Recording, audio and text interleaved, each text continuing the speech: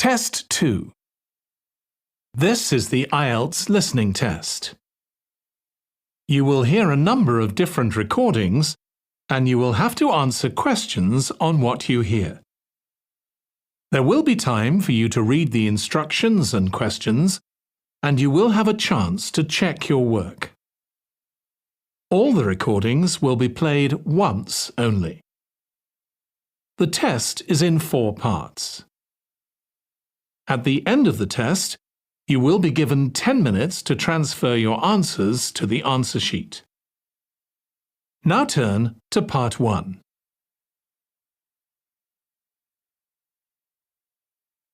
Part 1. You will hear a woman calling a tourist information office to ask about a festival. First, you have some time to look at questions 1 to 4.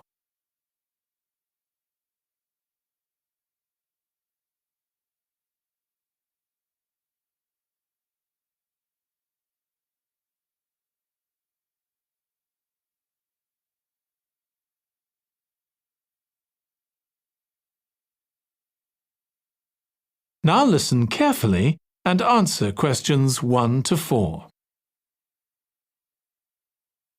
Good morning. You're through to the Tourist Information Office.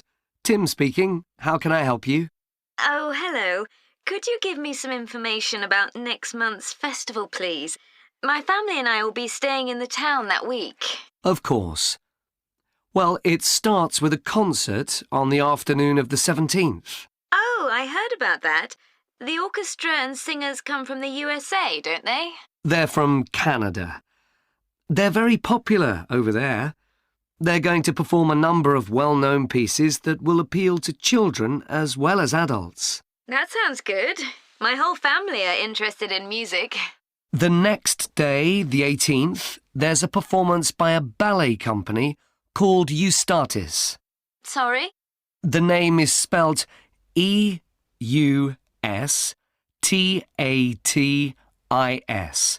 They appeared in last year's festival and went down very well. Again, their programme is designed for all ages. Good. I expect we'll go to that. I hope there's going to be a play during the festival. A comedy, ideally. You're in luck. On the 19th and 20th, a local amateur group are performing one written by a member of the group. It's called Jemima. That'll be on in the town hall. They've already performed it 2 or 3 times. I haven't seen it myself, but the review in the local paper was very good. And is it suitable for children? Yes. In fact, it's aimed more at children than at adults. So both performances are in the afternoon. And what about dance? Will there be any performances? Yes, also on the 20th, but in the evening. A professional company is putting on a show of modern pieces with electronic music by young composers. Uh-huh. The show is about how people communicate, or fail to communicate with each other, so it's got the rather strange name, Chat. I suppose that's because that's something we do both face-to-face and online. That's right. Before you hear the rest of the conversation, you have some time to look at questions 5 to 10.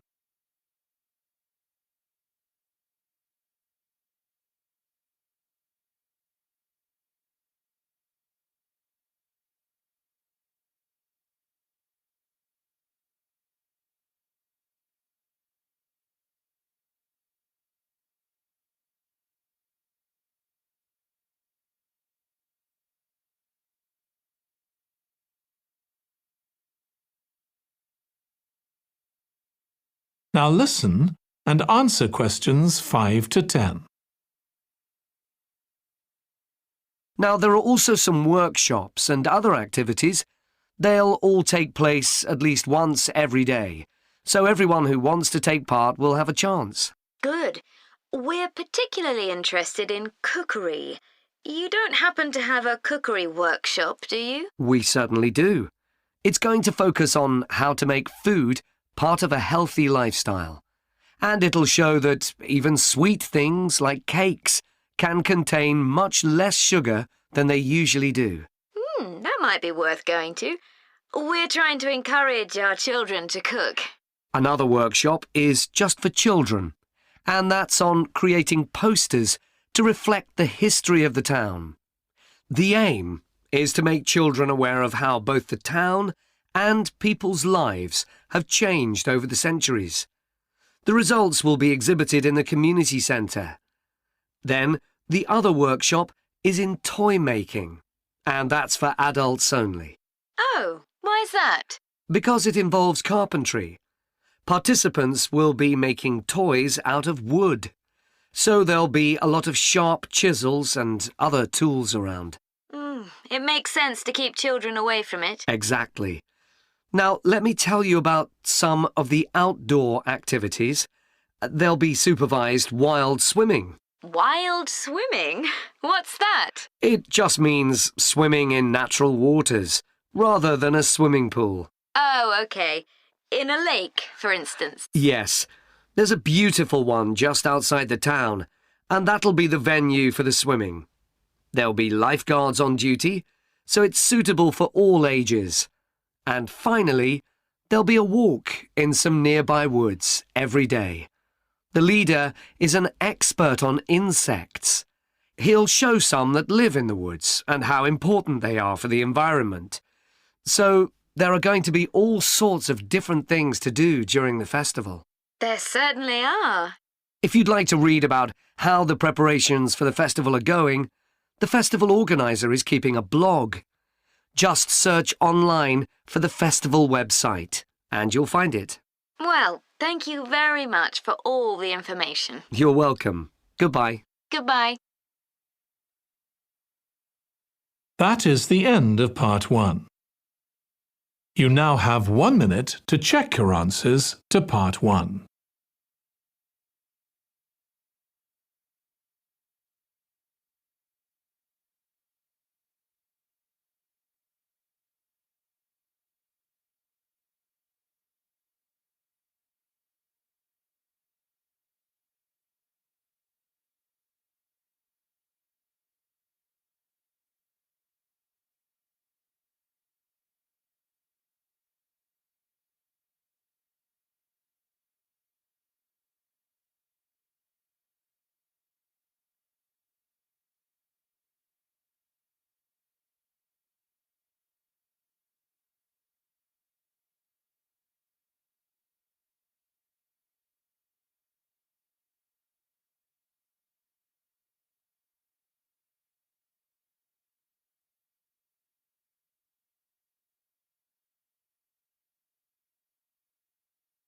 Part 2.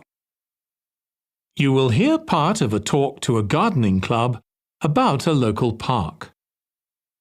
First, you have some time to look at questions 11 to 14.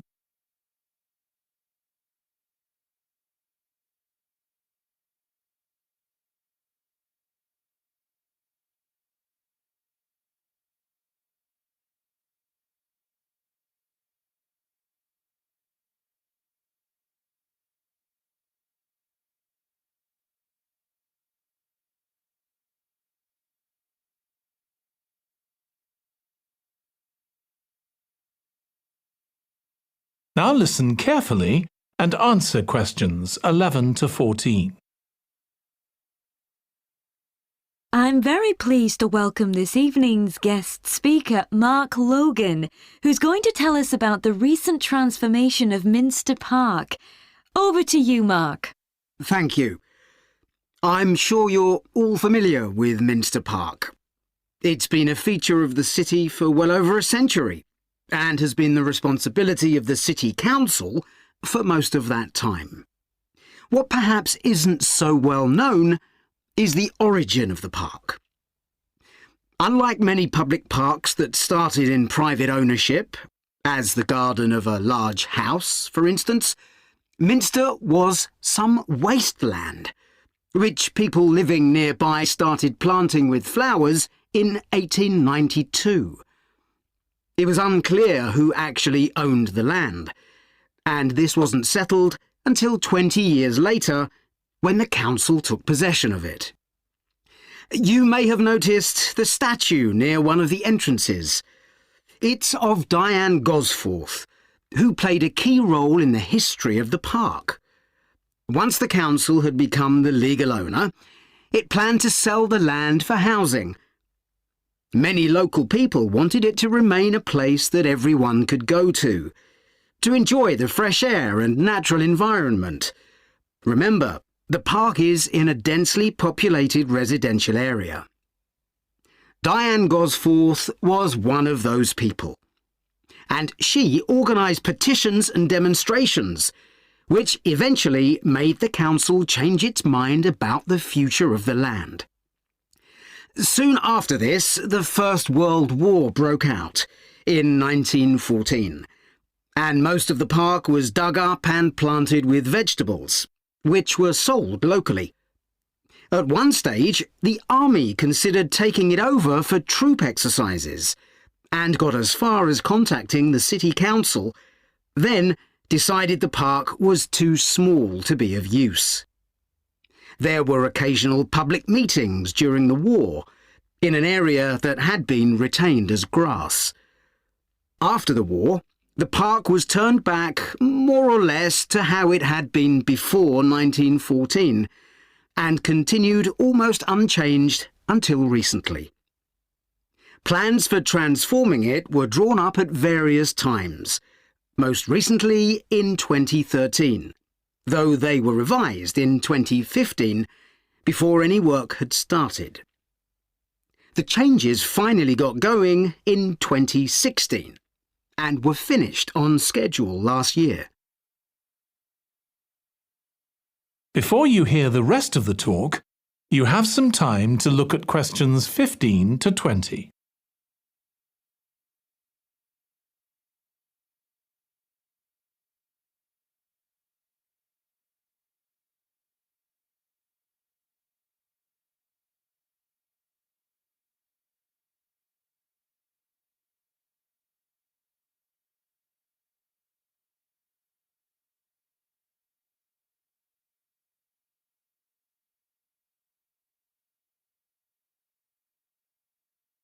Now listen and answer questions 15 to 20. OK, let me tell you about some of the changes that have been made and some things that have been retained. If you look at this map, you'll see the familiar outline of the park, with the river forming the northern boundary, and a gate in each of the other 3 walls.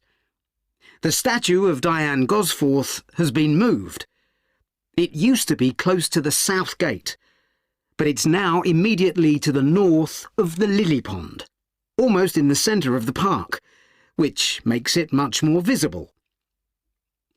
There's a new area of wooden sculptures, which are on the riverbank, where the path from the east gate makes a sharp bend. There are 2 areas that are particularly intended for children. The playground has been enlarged and improved, and that's between the river and the path that leads from the pond to the river. Then there's a new maze, a circular series of paths separated by low hedges. That's near the west gate. You go north from there towards the river and then turn left to reach it. There have been tennis courts in the park for many years, and they've been doubled, from 4 to 8. They're still in the southwest corner of the park, where there's a right-angle bend in the path. Something else I'd like to mention is the new fitness area. This is right next to the lily pond on the same side as the west gate. Now, as you're all gardeners, I'm sure you'll like to hear about the plants that have been chosen for the park. That is the end of part 2. You now have 30 seconds to check your answers to part 2.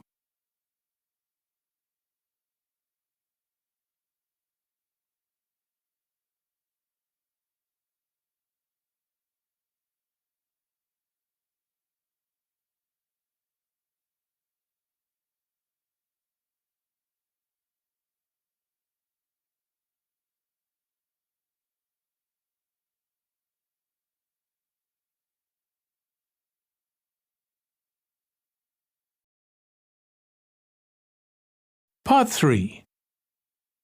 You will hear two students of English called Kathy and Graham planning a display on 19th century British life and literature for a university event.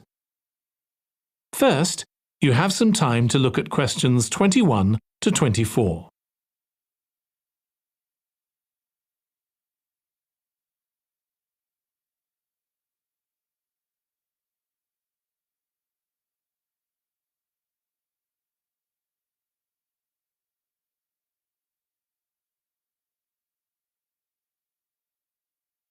Now listen carefully and answer questions 21 to 24. OK, Graham, so let's check we both know what we're supposed to be doing. OK. So, for the university's open day, we have to plan a display on British life and literature in the mid-19th century. That's right. But we'll have some people to help us find the materials and set it up, remember? For the moment, we just need to plan it. Good. So, have you gathered who's expected to come and see the display? Is it for the people studying English or students from other departments? I'm not clear about it. Nor me. That was how it used to be, but it didn't attract many people, so this year it's going to be part of an open day to raise the university's profile. It'll be publicised in the city to encourage people to come and find out something of what goes on here. And it's included in the information that's sent to people who are considering applying to study here next year. Presumably, some current students and lecturers will come? I would imagine so. But we've been told to concentrate on the other categories of people. Right. We don't have to cover the whole range of 19th century literature, do we? No, it's entirely up to us. I suggest just using Charles Dickens. That's a good idea. Most people have heard of him and have probably read some of his novels or seen films based on them. So that's a good lead-in to life in his time. Exactly. And his novels show the awful conditions that most people had to live in, don't they? He wanted to shock people into doing something about it. Did he do any campaigning other than writing? Yes, he campaigned for education and other social reforms and gave talks. But I'm inclined to ignore that and focus on the novels. Yes, I agree. Before you hear the rest of the discussion, you have some time to look at questions 25 to 30.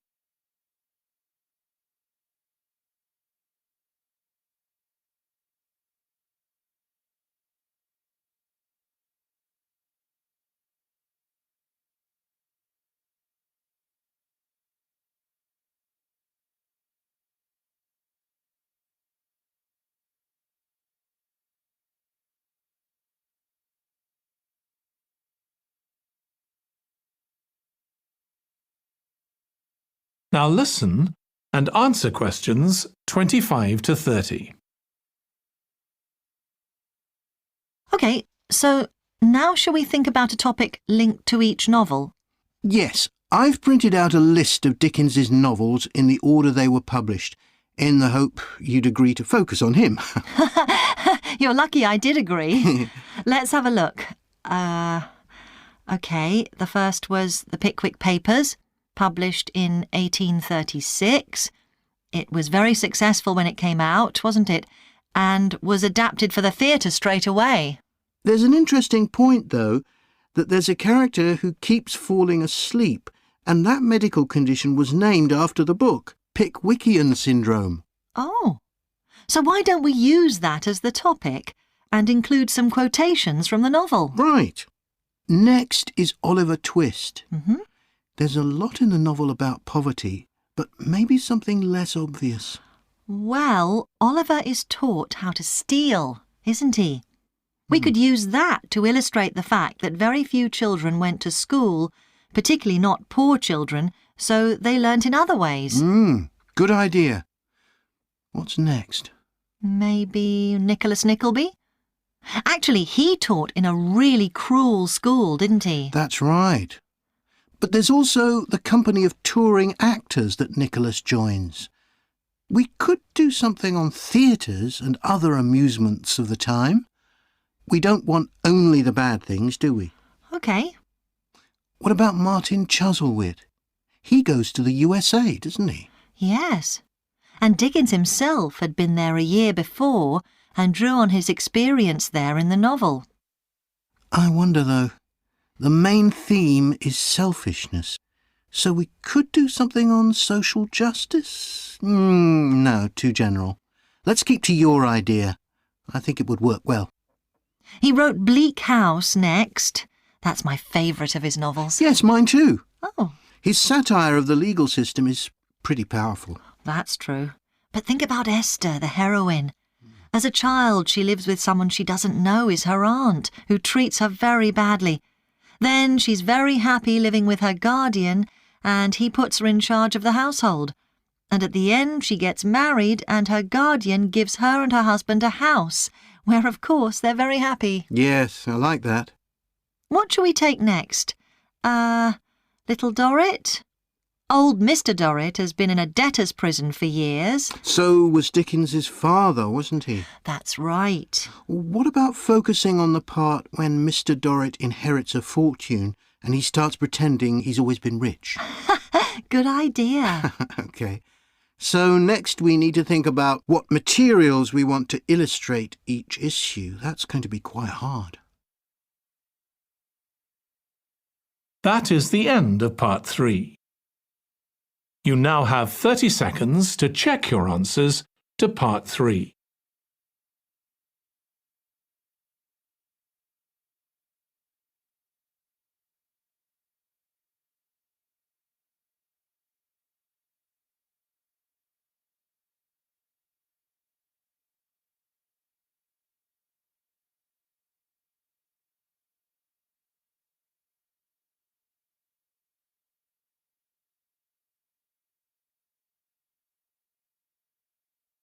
Part 4. You will hear part of a presentation about an agricultural program in the country of Mozambique. First, you have some time to look at questions 31 to 40.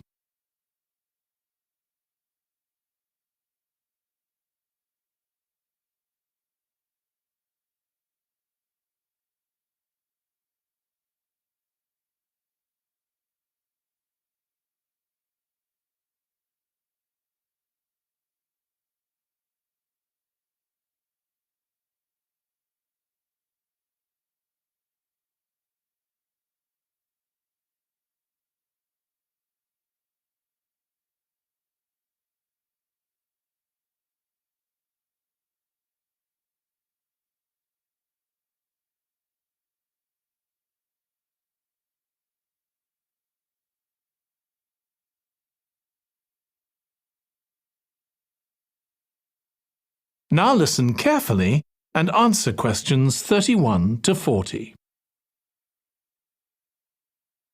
I'm going to report on a case study of a program which has been set up to help rural populations in Mozambique, a largely agricultural country in Southeast Africa.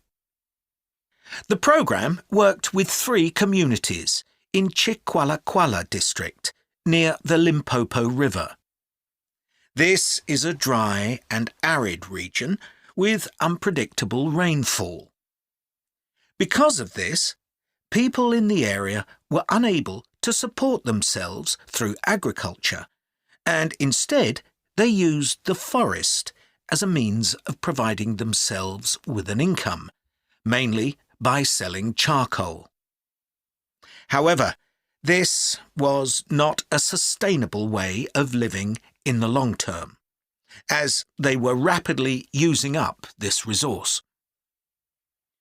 To support agriculture in this dry region, the program focused primarily on making use of existing water resources from the Limpopo River by setting up systems of irrigation, which would provide a dependable water supply for crops and animals. The program worked closely with the district government in order to find the best way of implementing this. The region already had one farmers' association, and it was decided to set up 2 more of these. These associations planned and carried out activities including water management, livestock breeding and agriculture.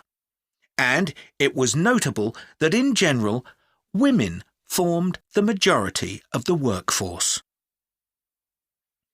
It was decided that in order to keep the crops safe from animals, both wild and domestic, special areas should be fenced off where the crops could be grown.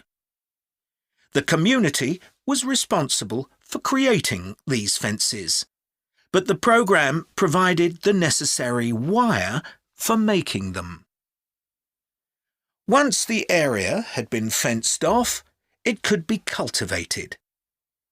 The land was dug so that vegetables and cereals appropriate to the climate could be grown, and the programme provided the necessary seeds for this.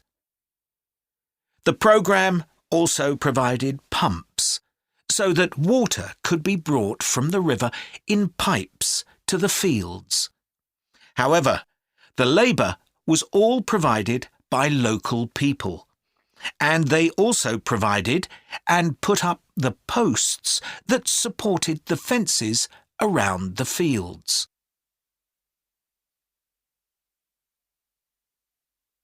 Once the programme had been set up, its development was monitored carefully. The farmers were able to grow enough produce not just for their own needs, but also to sell. However, getting the produce to places where it could be marketed was sometimes a problem, as the farmers did not have access to transport, and this resulted in large amounts of produce, especially vegetables, being spoiled. This problem was discussed with the farmers' associations, and it was decided that in order to prevent food from being spoiled, the farmers needed to learn techniques for its preservation. There was also an additional initiative that had not been originally planned, but which became a central feature of the programme. This was when farmers started to dig holes for tanks in the fenced-off areas and to fill these with water and use them for breeding fish, an important source of protein. After a time, another suggestion was made by local people which hadn't been part of the programme's original proposal, but which was also adopted later on. They decided to try setting up colonies of bees, which would provide honey both for their own consumption and to sell. So, what lessons can be learned from this programme? First of all, it tells us that in dry, arid regions, if there is access to a reliable source of water, there is great potential for the development of agriculture. In Chiqualaquala, there was a marked improvement in agricultural production, which improved food security and benefited local people by providing them with both food and income. However, it's important to set realistic timelines for each phase of the programme, especially for its design, as mistakes made at this stage may be hard to correct later on. The programme demonstrates that sustainable development is possible in areas where there is...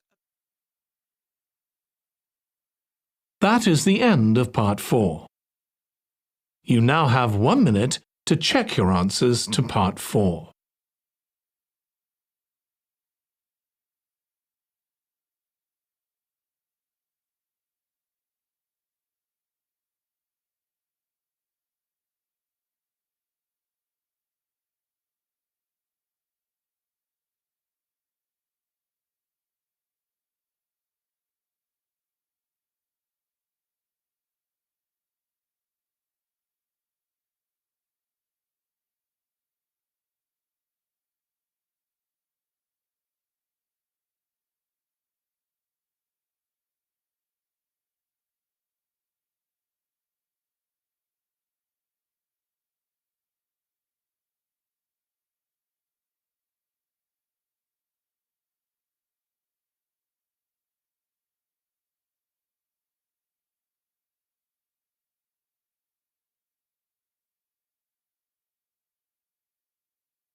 That is the end of the listening test.